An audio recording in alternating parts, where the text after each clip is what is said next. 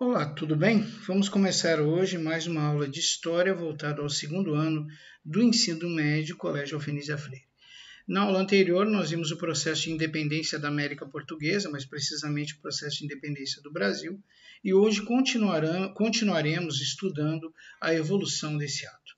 A evolução do ato de processo de independência foi o surgimento do primeiro reinado, que vai de 1822 a 1831. Então, após a independência do Brasil, era necessário organizar o Estado brasileiro, mas haviam detalhes que podiam impedir que isso ocorresse, né? E um desses detalhes era a inconsequência, a pouca habilidade política e diplomática de Dom Pedro II. Eles acreditavam que essa pouca habilidade, essa pouca experiência que Dom Pedro tinha com o poder e as poucas qualidades que ele possuía em relação a governar poderiam colocar tudo a perder. Então, os mesmos políticos que foram lá oferecer o trono de Dom Pedro I, agora são os mesmos que duvidam da sua capacidade administrativa e temem os desejos absolutistas de Dom Pedro I. Então, eles vão tentar, de maneira muito rápida, se reunir em Assembleia Nacional Constituinte e criar uma Constituição, a primeira Constituição, que não admita ou que não forneça ao imperador condições para que ele venha exercer o seu absolutismo. E surge, então, a Constituição de 1823. Essa Constituição de 1823 ela vai surgir numa Assembleia Constituinte composta por 90 deputados e apresentou um projeto constitucional que manteve a escravidão, restringiu os poderes do imperador, instituiu o voto censitário, ou seja, o eleitor ou candidato deveria comprovar um determinado nível de renda para ter direito ao voto. A renda seria avaliada pela quantidade anual de alqueires de mandioca produzidos. Bom, por que alqueires de mandioca? Porque muitas pessoas elas não possuíam o valor monetário. Elas não tinham moedas, não tinham metais preciosos, mas tinham produtos que eram produzidos. E um desses produtos mais comuns produzidos e utilizados no escambo de trocas era a mandioca. Então se convencionou como elemento menor para a aferição de renda os alqueires de mandioca produzidos. Só que isso se tornou uma piada na boca de Dom Pedro I. Dom Pedro I, para desmoralizar essa Constituição de 1823, que restringiu seus poderes, ele apelida essa Constituição de Constituição da Mandioca. Bom, Dom Pedro I ele não gostou dessa Constituição, primeiro porque ela limitou seus poderes. Dom Pedro I, então, faz uma campanha difamatória da Constituição, onde mostra a sua fragilidade, sempre usando o termo pejorativo, Constituição da Mandioca. Com o apoio popular, Dom Pedro consegue fechar a Assembleia Constituinte, né? E, a partir daí, essa Assembleia Constituinte tenta a resistir a Dom Pedro. Ou seja, Dom Pedro tenta fechar a Assembleia Constituinte, mas a Assembleia Constituinte permanece reunida, tentando impedir a sua dissolução da noite do dia 11 para o dia 12 de novembro. Esse episódio vai ficar conhecido como a Noite da Agonia, a noite em que Dom Pedro tentou fechar a Assembleia Constituinte e os constituintes resistiram por uma noite, né? Por mais de uma noite, né? Da noite do dia 11 para 12 de novembro, vamos dizer por 24 horas. Bom, dissolvida a Assembleia, Dom Pedro vai convocar um grupo de 10 pessoas, que ele chamou de Conselho de Estado, e vai encarregar essas pessoas, mediante a sua administração, de elaborar uma nova Constituição, elaborar um novo projeto constitucional. E essa Constituição vai surgir em 25 de março de 1824, que é a Constituição de 1824. E o que estabelecia a Constituição de 1824? Primeiro, estabelecia uma monarquia hereditária. Segundo, ela instituía 4 poderes. O poder executivo, exercido pelo imperador e seus ministros. O poder legislativo, exercido por deputados eleitos por 4 anos e senadores nomeados em caráter vitalício. O poder judiciário, formado por juízes e tribunais, tendo como órgão máximo o Supremo Tribunal de Justiça. E aí vem o detalhe, o poder moderador. O poder moderador era um poder que tinha influência e poder sobre os demais poderes. Ou seja, o poder moderador poderia atuar sobre o poder executivo, poderia atuar sobre o poder legislativo e poderia atuar sobre o poder judiciário. Então, o poder moderador será um instrumento do absolutismo de Dom Pedro I, através do poder moderador, que era atribuição exclusiva do imperador e assessorado por um conselho de Estado que também era escolhido por ele. O imperador podia interferir em todos os poderes. Se ele pode interferir em todos os poderes, na prática, o poder político do imperador vai se tornar absoluto. Terceiro item dessa Constituição, o país foi dividido em províncias que eram dirigidas por governadores nomeados por quem? Pelo imperador. Então vocês podem observar até aqui que a Constituição de 1824 ela foi formulada para dar poder absoluto a quem? Ao imperador Dom Pedro I. Bom, também essa Constituição de 1824 ela tinha o voto censitário, tendo o eleitor ou o candidato que comprovar uma determinada renda mínima. E o voto seria descoberto, não era voto secreto. Bom, outra coisa que veio implícita na Constituição de 1824 é a oficialização da Igreja Católica e sua subordinação como igreja ao controle do Estado. Assim, a Constituição de 1824 impedia a participação política da maior parte da população, o voto censitário, que exigia a renda mínima de uma população em boa parte miserável, e concentrava os poderes nas mãos do imperador. Então, essa Constituição de 1824 ela impedia a participação política da maior parte da população brasileira da época e ainda dava os meios para que Dom Pedro I se tornasse um imperador com poderes absolutos. Né? E isso ocorria através da criação, como nós já estudamos, do poder moderador. Bom, esse excessivo autoritarismo do imperador, que aparece muito claro quando ele fecha a Assembleia Nacional Constituinte, que criou aquela primeira Constituição de 1823, e quando ele outorga de maneira bem centralizadora a um grupo de 10 pessoas para criar uma Constituição segundo os seus interesses, vão provocar protestos em várias províncias brasileiras que não aceitam o autoritarismo e o absolutismo de um imperador tão despreparado quanto era Dom Pedro I.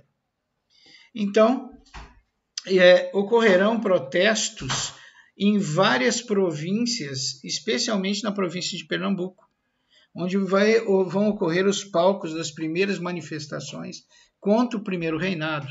E aí, nessa província de Pernambuco, como nós vamos ver mais adiante, vai surgir a chamada Confederação do Equador. Mas antes da gente falar mais detidamente nos processos e nas revoltas contra o autoritarismo e o desgoverno de Dom Pedro I, vamos entender, através desse organograma, a Constituição de 1824. Né? O organograma basicamente mostra de uma maneira gráfica o que eu falei anteriormente para vocês no que se refere a poder do legislativo, executivo, judiciário e o poder máximo do poder moderador e os conselhos e assembleias que compõem cada poder. Bom, gente, vamos agora estudar o primeiro reinado e procurar entender o declínio gradual de Dom Pedro I. Bom, vamos começar do princípio. Dom Pedro I, primeiro ele decepciona. Após a independência do Brasil, havia muita expectativa por parte da sociedade que mudanças viriam com o processo de independência e com a consolidação do primeiro reinado. Por exemplo, os comerciantes brasileiros desejavam o fim dos privilégios dos comerciantes estrangeiros. Os escravos acreditavam que seriam libertos. E as províncias acreditavam que teriam maior autonomia econômica e política. Só que nós sabemos que nada disso aconteceu. Pelo contrário, né? Os comerciantes estrangeiros continuaram a manter seus privilégios, os escravos continuaram sendo escravos e as províncias agora penavam sobre o autoritarismo e o absolutismo de Dom Pedro I. Ou seja, o primeiro reinado decepciona. Dom Pedro I, o imoral.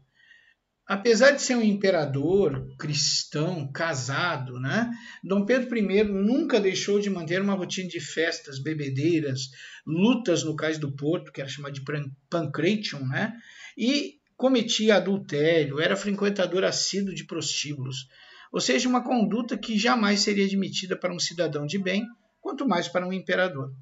E ele recebia duras críticas da elite da igreja e era visto como incapaz moralmente, tanto pelos cidadãos quanto pelos partidos políticos, para exercer o cargo de imperador. Bom, nós vamos ver agora Dom Pedro, né, e sua relação com um assassinato. A vida pouco regrada de Dom Pedro I era muito noticiada, e noticiada de maneira insistente, por um jornalista em particular. Esse jornalista tinha a denominação Badaró. O Badaró ele noticiava tudo que Dom Pedro I fazia. Tudo que o Dom Pedro I fazia, Badaró noticiava. Né? E mais que isso, né?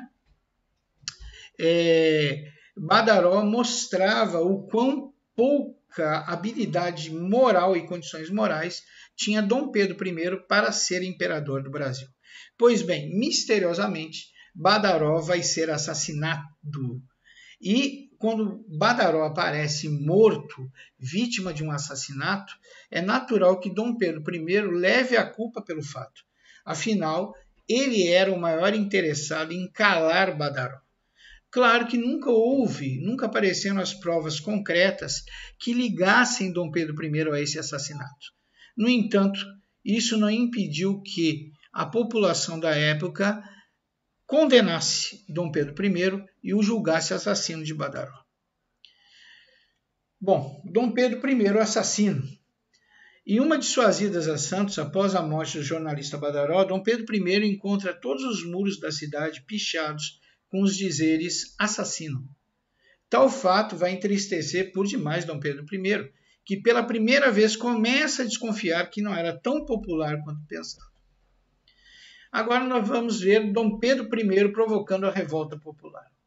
Quando Dom Pedro I volta à cidade do Rio de Janeiro, depois de ter ido a Santos, depois de ter contemplado os muros pichados com a palavra assassino, ele volta profundamente deprimido, volta profundamente entristecido, porque começa a acreditar que não tem a popularidade que pensa que tem, que não tem o amor do populacho como ele pensa que tem. Bom, os seus auxiliares, os seus assessores, os seus bajuladores de plantão vão tentar mostrar para Dom Pedro I que ele está enganado. Que se a população de Santos não gosta dele, a população do Rio de Janeiro o idolatra, o ama. Para conseguir isso, os seus assessores e bajuladores vão distribuir para o populacho, para a população em geral, bebida, mais precisamente cachaça. Eles vão distribuir cachaça para a população, para que esta população, bebendo, fique feliz e venha saudar a Dom Pedro I. Só que o projeto sai um pouco pelas avessas. A população embriagada se arma das garrafas e tenta invadir o Palácio Real e destronar Dom Pedro I. E tal revolta popular abastecida pelo álcool, ela vai se tornar conhecida historicamente como a Noite das Garrafadas. A noite em que o povo embriagado usa as garrafas que recebeu do reino, que recebeu da monarquia, que recebeu do poder real, para destituí-lo. Olha que interessante. Com muito sacrifício e com o uso da força, esse populacho, armado de garrafas, foi contido. Finalmente, Dom Pedro I e o desastre. Bom, em 1822, o Brasil vai declarar sua independência sob a liderança de Dom Pedro I e a anexação da Cisplatina. Essa Cisplatina ela foi conquistada e mantida a duras penas por Dom João VI, pai de Dom Pedro I. A Cisplatina é a região que atualmente conhecemos como Uruguai. Quando Dom Pedro I declara a independência do Brasil, o território brasileiro também, os limites do território brasileiro são confirmados junto com o seu processo de independência. E se forma uma Assembleia Constituinte para redigir a primeira Constituição do Brasil, que é aquela Constituição de 1823 que foi rejeitada por Dom Pedro I. Pois naquela Constituição vieram representantes da região cisplatina, que hoje é o Uruguai, para participar da Constituinte, porque o Uruguai seria integrado aos limites territoriais do Brasil. Bom, a Cisplatina vivia em situação de tensão permanente, principalmente porque a Argentina tinha seus interesses lá. Em 1825 foi organizado por Juan Antônio Laveja uma espécie de rebelião, a chamada Rebelião de Laveja. E seus aliados, o Laveja e seus aliados, eram conhecidos como os 33 Orientais. Olha que interessante. Eles declaram a separação da Cisplatina do Brasil. Observa, de novo, o Uruguai, que na época era chamado de Cisplatina, já tinha sido anexado ao território brasileiro. Essa revolta aí do Laveja vai decretar que a Cisplatina não pertence ao território brasileiro. Então, eles declaram a separação da Cisplatina do Brasil e sua vinculação com as Províncias Unidas. Essas Províncias Unidas fazem parte da Argentina, né? Bom, essa atitude de Laveja aconteceu porque ele e seus aliados estavam sendo apoiados material e financeiramente pelos portenhos, pelos argentinos. Bom, existe então um processo em andamento de separação da Cisplatina do território brasileiro. Que atitude foi tomada por Dom Pedro I? Dom Pedro I perde a Cisplatina. Então essa rebelião que inicia em abril de 1825, o nosso amado imperador, ele toma algumas atitudes que vão ser entendidas pelos historiadores como extremamente precipitadas e que levaram ao fiasco que foi a perda da Cisplatina.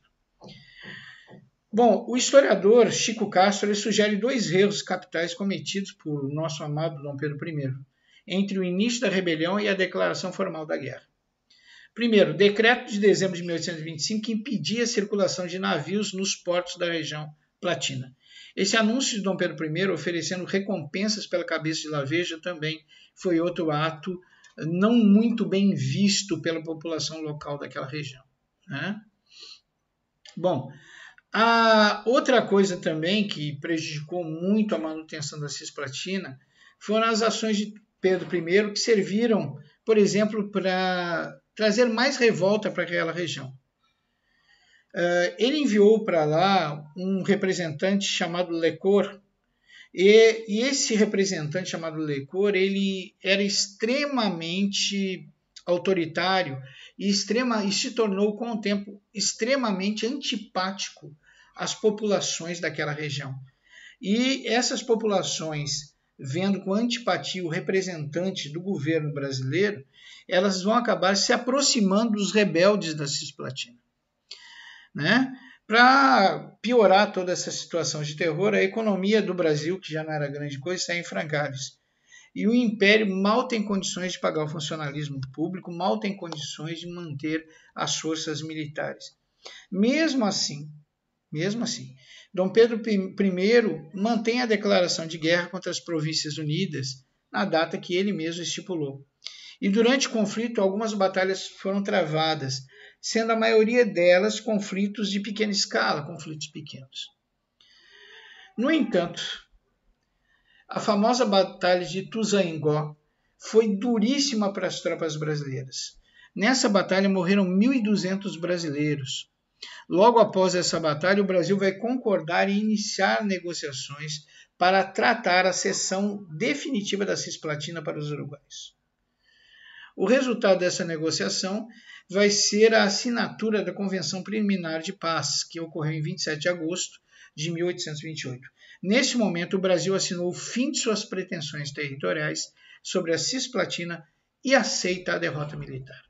Ou seja, a Cisplatina, que foi conquistada a duras penas por Dom João VI, acaba de ser perdida, né, por uma revolta tosca feita por um revoltoso, seus 33 orientais, devido à incapacidade diplomática e também à incapacidade administrativa e militar de Dom Pedro I. Bom, Dom Pedro I e o desastre econômico. O acordo econômico que Dom Pedro I fez com a Inglaterra, vocês devem lembrar, nós estudamos isso na aula anterior, a independência do Brasil é encarada por muitos historiadores como uma negociata. O nosso amigo, um dos assessores de Dom Pedro I, um dos seus conselheiros, José Bonifácio, entra em contato com os ingleses e faz uma barganha econômica. Ele oferece aos ingleses a abertura dos portos brasileiros aos produtos manufaturados ingleses.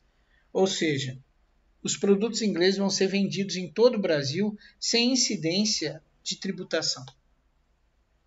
Isso é maravilhoso para os ingleses. O Brasil é um país continental. Os ingleses vinham e acreditavam que logo, logo o Brasil teria uma população gigantesca. Então, as possibilidades comerciais com a abertura dos portos é algo que os ingleses jamais irão desprezar.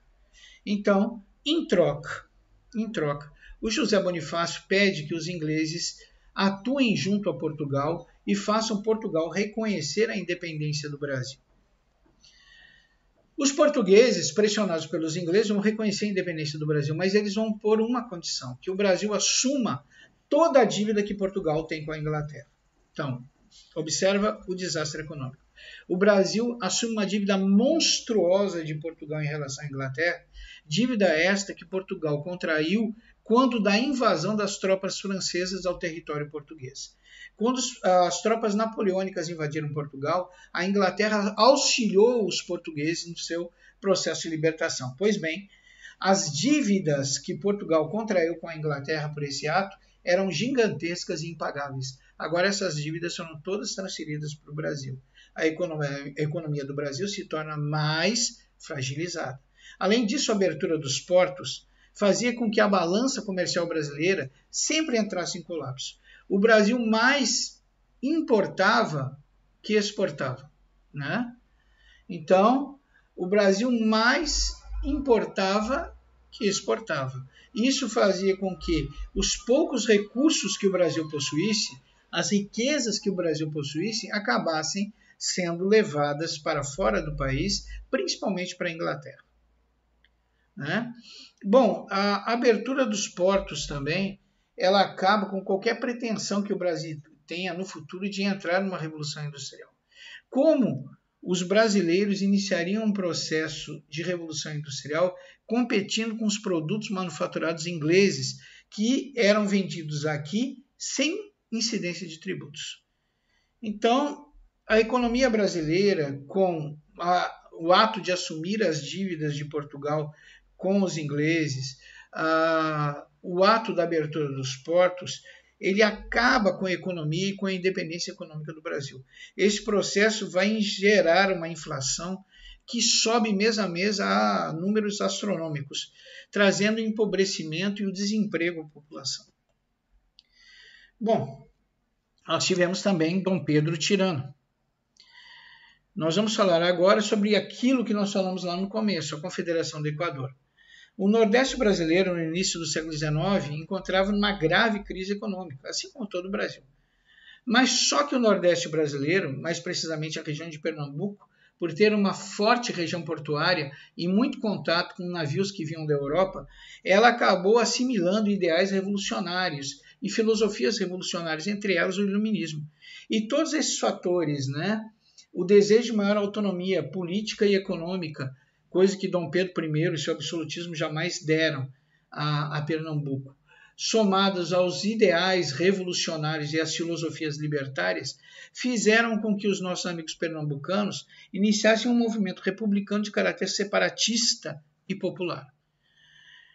Entre os líderes desse movimento, nós vamos ter todo tipo de figuras. Por exemplo, tem Manuel de Carvalho Paz de Andrade, Cipriano Barata, o padre Gonçalves de Mororó, o Frei Caneca e por aí vai.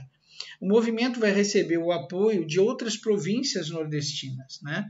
Por exemplo, Rio Grande do Norte, Ceará e Paraíba. Esses rebeldes vão acabar por proclamar a independência daquela região e fundar uma república denominada Confederação do Equador. Esse nome foi dado devido à localização geográfica das províncias rebeldes que são próximas à linha do Equador. Essas províncias rebeldes, que agora viraram uma confederação, a Confederação do Equador, elas vão adotar como constituição, pelo menos de maneira provisória, a Constituição da Colômbia. Bom, Dom Pedro I já estava por demais insatisfeito com a economia, com a maneira como a população, como a igreja, como os políticos, como as elites o viam. E ele agora tentou dar uma prova de força em cima dos revoltosos da Confederação do Equador. Ele vai repreender o movimento duramente, de maneira extremamente violenta, de tal forma que de cada 4 homens que participaram desta revolução, 3 foram mortos, com requintes de crueldade. E todos os seus principais líderes foram condenados à morte. Bom, Dom Pedro I, o ex-imperador do Brasil. Dom Pedro I enfrenta crise política, crise econômica, é tido como assassino, é tido como libertino, é mal visto pela elite, é mal visto pelo povo, é mal visto pela igreja, é mal visto pelos militares. Mas o principal problema que Dom Pedro I enfrenta, o que gera mais descontentamento, sem sombra de dúvida, é a economia. E Dom Pedro I não consegue conter a inflação astronômica deste Brasil do Primeiro Império. Ele tenta sucessivas mudanças ministeriais, se tenta também conter um pouco as manifestações de Dom Pedro I, se tenta achar saídas econômicas para a destruição massiva da economia brasileira, mas chega a um ponto que Dom Pedro I já não tem o apoio de mais ninguém.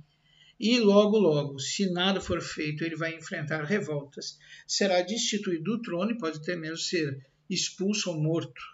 Então, Dom Pedro I, na madrugada de 7 de abril de 1831, ele vai abdicar. Vai abdicar em favor de quem? Do seu filho, Pedro de Alcântara, né? Que na época em que Dom Pedro vai embora do Brasil para Portugal, só tem 5 anos. Quando Dom Pedro vai embora do Brasil para Portugal, ele vai na tentativa de enfrentar o seu irmão, Dom Miguel, que fora coroado rei de Portugal, né, com o título de Pedro IV. Então, observe, Dom Pedro sai daqui, abdica, deixa no seu lugar uma criança de 5 anos e vai se aventurar em Portugal na tentativa de destituir o seu irmão do trono e assim assumir o trono português. A abdicação de Dom Pedro I, na realidade, ela vai consolidar a independência do Brasil, porque de uma vez por todas ela vai afastar a possibilidade da recolonização do Brasil por Portugal. Daí, nos dizeres do famoso historiador Caio Prado Júnior, o 7 de abril se completou no 7 de setembro. Com o seu legítimo sucessor, né, Dom Pedro deixou aqui, como eu falei, apenas uma criança de 5 anos de idade. Então, como uma criança de 5 anos de idade não pode assumir um reinado, vai se iniciar um período intermediário entre o primeiro e o segundo reinado, chamado período regencial.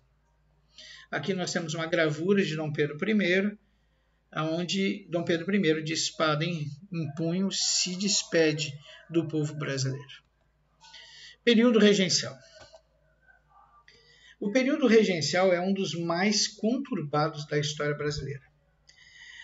Como o príncipe regente não tinha idade de assumir o trono, o país vai ser governado por regências, né? Ou seja, o país vai ser governado por regentes que, segundo a Constituição de 1824, seriam eleitos por uma Assembleia Geral.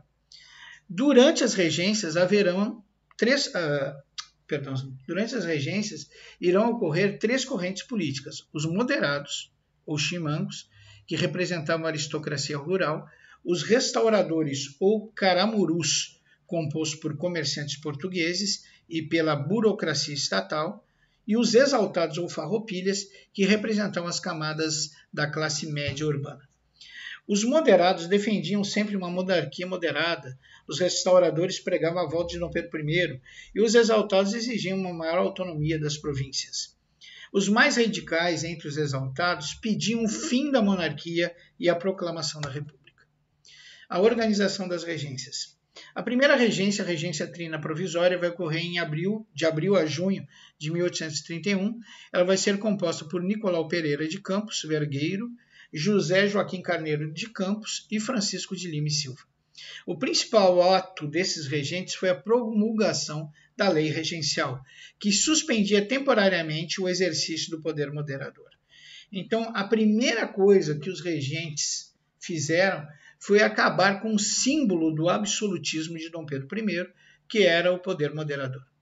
Nós vamos ter a segunda regência, que é a regência trina permanente, que vai de 1831 a 1835. Ela vai ser composta, não esqueça que a primeira foi a regência trina provisória, agora nós já estamos na regência trina permanente, que vai de 1831 a 1835. Essa regência ela é composta por Francisco de Lima e Silva, José da Costa Carvalho e Braulio Muniz. O ministro da Justiça foi o padre Diogo Antônio Feijó, que criou a Guarda Nacional. A Guarda Nacional, na realidade, ela era uma espécie de milícia armada, formada por pessoas de posse, e que vai se transformar no principal instrumento de repressão da aristocracia rural para conter os movimentos populares. Então, gente, esse período da regência ele é um período muito conturbado porque não existe um regente. O que existem são pessoas eleitas em assembleia, né? Essas pessoas pertencem, em geral, a correntes políticas diversas e têm interesses diversos que vão tentar governar o Brasil. Só que no seu ato de governar com divergência, eles vão dar uma demonstração explícita de fraqueza. É como se o poder central não mais existisse. Isso vai fazer com que as elites provinciais venham a criar e a incentivar revoltas para que as suas regiões se emancipem do Brasil, ou seja, as suas províncias se transformem em pequenos países independentes do Brasil, para que assim eles não sofram influência e restrições políticas e econômicas dos regentes, do poder central. Então, tudo nessa época gira em torno disso, uma tentativa das elites de assumir o poder criando seus próprios países, governando seus próprios territórios, né? As regências, numa tentativa de sufocar essas revoltas que pipocavam em toda parte, ela vai, através do nosso amigo aí, o padre Feijó, criar a chamada Guarda Nacional. Essa Guarda Nacional era composta por homens fornecidos pelos grandes proprietários e latifundiários, né? Eles entregavam jagunços deles para compor a Guarda Nacional e muitas vezes esses proprietários e latifundiários ganhavam o título de coronel. Por isso que no Nordeste tem tanto coronel, né? O coronel, aquele líder político, aquele que tem também o poder da jagunçada, né? Que atua um pouco sobre o poder de polícia, é o coronel. Pois isso surgiu através do padre Feijó. O padre Feijó, ele criou essa Guarda Nacional, que nada mais era que uma milícia, né? Composta por homens fornecidos pelas elites agrárias da época, né? E essa Guarda Nacional ela era um real instrumento de repressão da aristocracia rural. Bom, o comando da Guarda Nacional nos municípios era entregue aos chamados coronéis. Como eu falei, uma patente que era vendida aos grandes proprietários de terra. Aí vocês descobrem por que os líderes políticos, principalmente do setor agrário, os latifundiários, principalmente no Nordeste, ganhavam essa titulação de coronel, né? Bom, essas patentes de coronel eram vendidas a esses grandes proprietários de terra e eles assumiam, na sua localidade, as funções do Estado, garantindo, entre aspas, a segurança e a ordem. No ano de 1832, vai ser aprovado o Código de Processo Criminal, que concedia aos municípios uma ampla autonomia judiciária. Essa autonomia judiciária vai acabar por ser utilizada para garantir a imunidade aos grandes proprietários de terras das atrocidades que eles irão cometer, fazendo uso da Guarda Nacional para os seus propósitos. No ano de 1834, procurando atenuar as disputas políticas entre exaltados e moderados, vai ser elaborado o ato adicional que estabelece algumas alterações na Constituição de 1824, a seguir as emendas à Constituição de 1824. Vamos lá. Primeiro, a criação de assembleias legislativas provinciais, substituindo os conselhos provinciais e garantindo uma maior descentralização administrativa. Vocês podem ver que os regenciais, os governantes regenciais, fazem de tudo para agradar as elites agrárias e assim conseguir a paz. Estão dando a eles poder legislativo nas suas próprias províncias. algo que antes pertencia ao poder central. Bom, eles também fizeram a extinção do Conselho de Estado, que assessorava o imperador naquele poder moderador, que foi a primeira coisa que os regentes aí extinguiram quando assumiram o poder. Criaram um município neutro, que seria na cidade do Rio de Janeiro, e que seria a sede da administração central. Substituíram a regência trina pela regência una, eleito pelas assembleias de todo o país. O mandato do regente seria de 4 anos. Semelhante medida é tido como experiência republicana. Então, vocês podem ver aqui que, intrinsecamente, os líderes políticos que participavam do sistema de regência, de maneira oculta, já preparavam o Brasil para uma transição do Brasil Império para o Brasil Republicano. Bom, o ato adicional esse foi visto como um avanço das ideias liberais, visando garantir uma maior autonomia aos poderes locais. Como eu disse, as regências para impedir a fragmentação do Brasil, ou seja, cada coronel criando o seu próprio país e o governando, ou seja, fragmentar o Brasil em pequenos países, como aconteceu na América Central. Para impedir isso, eles vão conceder grande autonomia política e econômica às províncias e vão despejar um enorme poder nas mãos das elites provinciais. Bom, no ano de 1835, o Padre Feijó, esse aí que criou, né, a Guarda Nacional, que nada mais era que uma milícia a serviço do poder agrário, ele vai ser eleito regente uno. A regência una de Padre Feijó foi de 1835 a 1837. Durante a regência do Feijó, ocorre uma reorganização dos grupos políticos. O grupo moderado vai se dividir em progressistas, defensores da autonomia provincial e regressistas, que pregavam uma maior centralização política para enfrentar os movimentos e as revoltas populares que pipocavam por todo o país. Os progressistas eles vão criar um partido, o Partido Liberal, e os regressistas vão criar um outro partido chamado Partido Conservador. Durante a regência do Padre Feijó, ocorrerão dois importantes levantes. A cabanagem, que vai ocorrer na província do Pará, e a Guerra dos Farrapos, que vai ocorrer na província do Rio Grande do Sul. Esses dois grandes levantes vão servir para mostrar a incapacidade de conter as revoltas que possuía a regência una do Padre Feijó. Então, a partir daí, o Feijó vai sofrer uma grande oposição parlamentar e vai acabar por renunciar em 1837. Vamos ver agora a regência una de Araújo Lima, 1837 e 1840. Araújo Lima era o presidente da Câmara e partidário dos conservadores. Sua regência sempre foi de caráter conservador. Os movimentos populares eram atribuídos às reformas liberais do ato adicional. Procurando, então, restaurar a ordem no país, o ato adicional foi alterado mediante aprovação no ano de 1840. Surgiu a tal lei interpretativa do ato adicional, que suprimia a autonomia das províncias e garantia a centralização política. No ano de 1840, vai ser fundado o Clube da Maioridade, que defendia a antecipação da maioridade do imperador. Segundo os membros do clube, a presença do imperador contribuiria para cessar os movimentos populares e as revoltas. Em julho de 1841, após a aprovação de uma emenda constitucional que antecipava a maioridade do imperador, Dom Pedro II vai ser coroado ao imperador do Brasil. Esse episódio vai ficar conhecido como golpe da maioridade, porque eles colocam Dom Pedro no trono do Brasil, contrariando a Constituição, que previa com 18 anos, eles colocam Dom Pedro como o imperador do Brasil, na ocasião, com 15 anos de idade.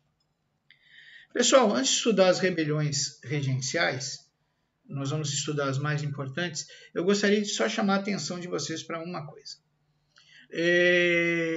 Esse período regencial foi o período mais conturbado da história do Brasil, onde surgiram diversas revoltas provinciais. Na maior parte, essas revoltas provinciais eram estimuladas pela elite agrária local, pela elite provincial, que desejava maior autonomia econômica e política, e muitas vezes achava que a única maneira de obter isso era se desligando do poder central, criando uma nova nação dentro do Brasil. Então, essas revoltas, em boa parte, elas tinham um caráter separatista, né? Essas revoltas deram origem a muitos conflitos armados. Esses conflitos armados provocaram a morte de muitos homens brancos. Era muito raro um escravo estar lutando em uma dessas revoltas ou contra uma dessas revoltas ao lado dos seus senhores brancos. Então, com o tempo, os brancos começam a se dar conta que pode ocorrer no Brasil o que ocorreu no Haiti. Lá no Haiti, os brancos e os mestiços lutaram entre si de tal forma pelo poder que acabaram diminuindo consideravelmente suas populações. Logo, haviam poucos mestiços e poucos brancos. Enquanto isso, a população de escravos crescia exponencialmente. Com o tempo, os escravos se deram conta que eram maioria, se organizaram, mataram seus senhores, se apossaram das armas dos seus senhores e tomaram o poder no Haiti. Então, agora, os nossos amigos da elite agrária rural, que tanto queriam se tornar senhores de suas próprias nações, transformando suas províncias em nações, começam a temer, primeiro, que o Brasil se torne um espelho da América Central, que possui uma série de países pequenos, insignificantes economicamente, que mal conseguem se manter, né? Então, isso traria um empobrecimento de todos, inclusive da própria elite rural, e também o medo que, com tantas revoltas e com a morte de tantos brancos e mestiços, a população negra, a população escrava, acabe por chegar na mesma conclusão que chegaram os negros do Haiti, que se tornaram maioria e, por ser maioria, impetraram uma revolta em que mataram seus senhores, se apossaram das suas armas e assumiram o controle político e econômico do país. Então, mediante esses dois medos que assombravam o Brasil, os nossos amigos fizeram vistas grossas ao golpe da maioridade, que permitiu que Dom Pedro II, com 15 anos, assumisse o trono brasileiro. Porque eles acreditavam que só a presença de um regente de sangue real acalmaria as revoltas provinciais e traria a normalidade e a paz ao país. Então, com o golpe da maioridade, finda o período regencial, inicia o segundo reinado. Mas antes disso, vamos ver as principais revoltas ou rebeliões regenciais. Então, a gente já falou que o período regencial vai ser marcado por uma grande instabilidade política, devido aos conflitos entre a elite dirigente, os liberais e os conservadores, as camadas populares contra a elite dirigente, e assim vai. Após a independência, tornou-se necessária a organização do Estado Nacional, que, como vimos, né, se manteve as estruturas socioeconômicas herdadas do período colonial. Ainda tinha um latifúndio monocultor, ainda existia escravofagia, eram escravocratas, mantinham uma economia nacional voltada sempre a atender às necessidades do mercado externo. Ou seja, mesmo com o processo de independência, essa mentalidade de servir o mercado externo e as nações estrangeiras em detrimento do bem-estar nacional era uma prática comum. Então, esse quadro vai vir agravar em muito a situação das camadas populares, que vão começar, por meio de rebelião, a questionar o novo Estado e a propor um novo modelo. Daí as propostas separatistas republicanas. Vamos falar primeiro da cabanagem, que ocorre lá no Pará, 1835-1840, um dos principais movimentos sociais ocorridos na história do Brasil, marcado pelo controle do poder político pelas camadas populares. Observa, na história do Brasil, raras são as vezes que as camadas populares se organizam, se revoltam e tomam poder. Em geral, as revoltas ocorridas no Brasil, mesmo tendo raramente a participação das camadas populares, quando as têm, essas camadas são controladas segundo os interesses de uma elite. Já a cabanagem não. A cabanagem é um dos raros momentos da história do Brasil em que o controle e o poder político caem nas mãos das camadas populares. Então, a população do Pará vivia sempre num estado de penúria. E a maioria esmagadora dessa população vivia em cabanas na beira dos rios, em condições de absoluta miséria.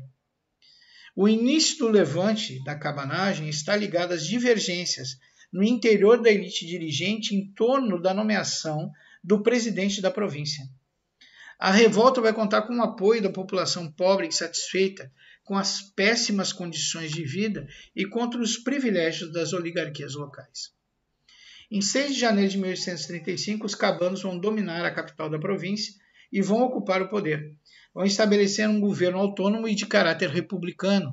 Entre os principais líderes encontram-se o cônego Batista Campos, os irmãos Antônio e Francisco Vinagre, o Eduardo Angelim e o fazendeiro Clemente Melker, proclamado o novo presidente da província.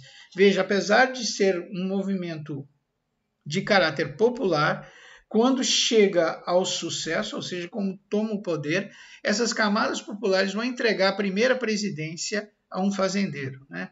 É interessante como as camadas populares brasileiras gostam de um doutor, de um grande fazendeiro, de uma pessoa famosa, e não olham para si própria e para os seus semelhantes. Mas vamos lá. A cabanagem, então, vai ser um movimento que é essencialmente popular. Mas, em virtude de traições, esse movimento vai começar a ficar enfraquecido e vai facilitar a repressão pelas forças regenciais. A primeira rebelião popular da história brasileira vai terminar com um saldo de mais de 40 mil mortes em uma população aproximadamente de 100 mil pessoas. Gente, essa imagem que o brasileiro é bonachão, é amigo, é amigueiro, não gosta de confusão, não gosta de guerra, não é cruel, é uma imagem que se desfaz facilmente quando se estuda a história do Brasil. Cada vez que o Brasil entra num conflito armado, existem verdadeiras chacinas com requintes de crueldade e com a morte de milhares de pessoas. Então, o brasileiro, na prática, ele não é isso, não. Ele não é um pacifista, não. Pelo contrário.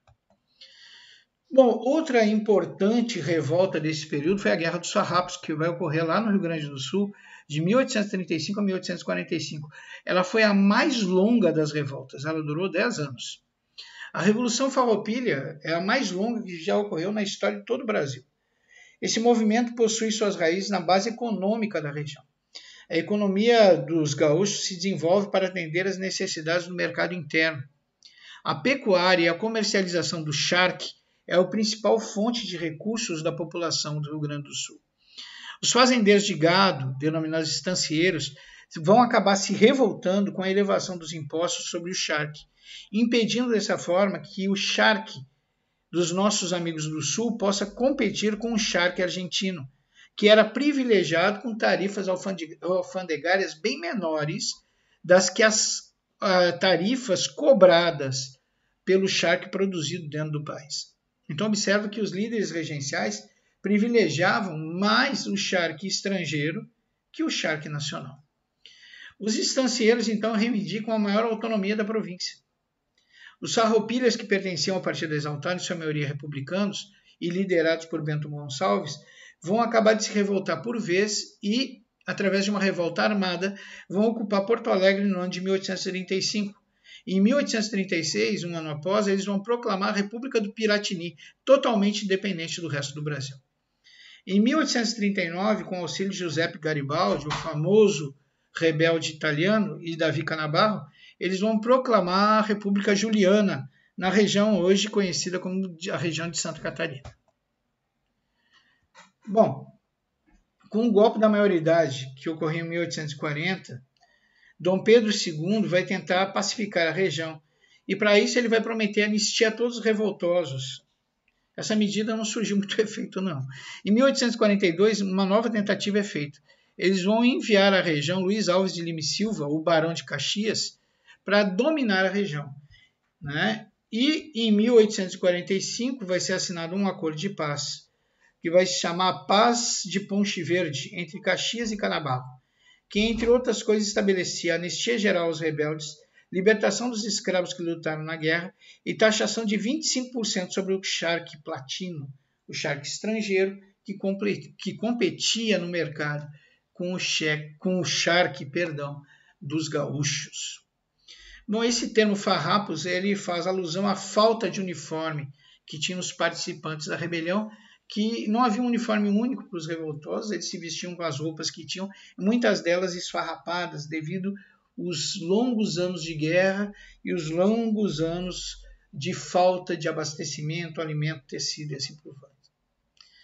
Bom, gente, além dessas duas importantes rebeliões, que são as duas mais importantes, a cabanagem é importante porque é uma das poucas rebeliões onde o poder foi e caiu nas mãos da massa popular. E a Revolução Farroupilha, que foi a mais longa, que durou 10 anos. Nós tivemos outras rebeliões, como a Sabinada, por exemplo, Sabinada, que vai de 1837 a 1838. É um movimento que foi liderado por um médico chamado Francisco Sabino, por isso Sabinada, que era contrário à centralização política que era realizada pelo governo regencial. Ele vai acabar por proclamar uma república independente até que Dom Pedro I assumisse o trono imperial.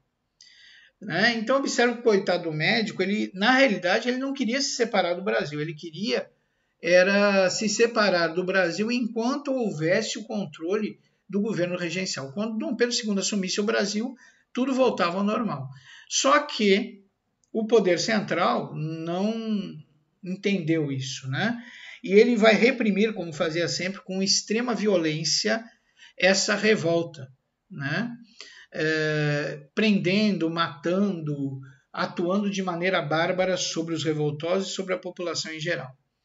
Mas o que a gente não pode deixar de notar é que essa rebelião ela fica restrita à população da camada média urbana de Salvador. Então, ao contrário da Sabinada, que era uma revolta, ao contrário da Cabanada, que era uma revolta de caráter popular e ampla, a Sabinada é uma revolta bem classe média mesmo, que ficou restrita às áreas urbanas de Salvador.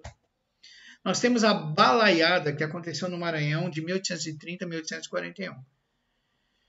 Esse movimento ele teve um caráter popular, que teve como líderes Raimundo Gomes, apelidado de Cara Preta, Manuel dos Anjos Ferreira, fabricante de cestos e conhecido como Balaio, e Cosme Bento, líder de negros foragidos. Então, vocês podem ver que pelos líderes era uma revolta extremamente popular. A grave crise econômica que vinha acometendo o Maranhão e a situação miserável da população foi que provocou essa rebelião contra a aristocracia rural. Os rebeldes eles vão ocupar a cidade de Caxias e procuram implantar um governo próprio. No entanto, como sempre, a repressão regencial liberada por Luiz Alves de Lima e Silva, que recebeu o título de Barão de Caxias, é extremamente violenta e eficiente. Pelo seu sucesso amplo em reprimir a balaiada, ele vai ser condecorado com o título de Barão de Caxias. Claro que houveram outros levantes, vários outros levantes ocorreram nesse período regencial. O período regencial é o período de maior número de conturbações e levantes e revoltas da história do Brasil. Mas tem um levante que durou só 2 dias, mas que teve muita importância. Porque é um levante que ele se distingue dos outros por se tratar de uma rebelião de escravos. Nós estamos falando aqui da revolta dos negros malés, ocorrida na Bahia no ano de 1835. Os negros malés eles eram de religião muçulmana e acabam por se rebelar contra a opressão dos seus senhores brancos. Com um grito de morte aos brancos e viva os nagôs, espalham o pânico pela região. A repressão contra a revolta dos malés foi muito mais violenta e opressora que todas as outras, porque se tratavam de revoltosos escravos, revoltosos negros. E por serem negros e escravos, eles não mereciam piedade, não mereciam compaixão. Além disso, eles teriam que servir de exemplo para que outros escravos e negros não viessem a se revoltar.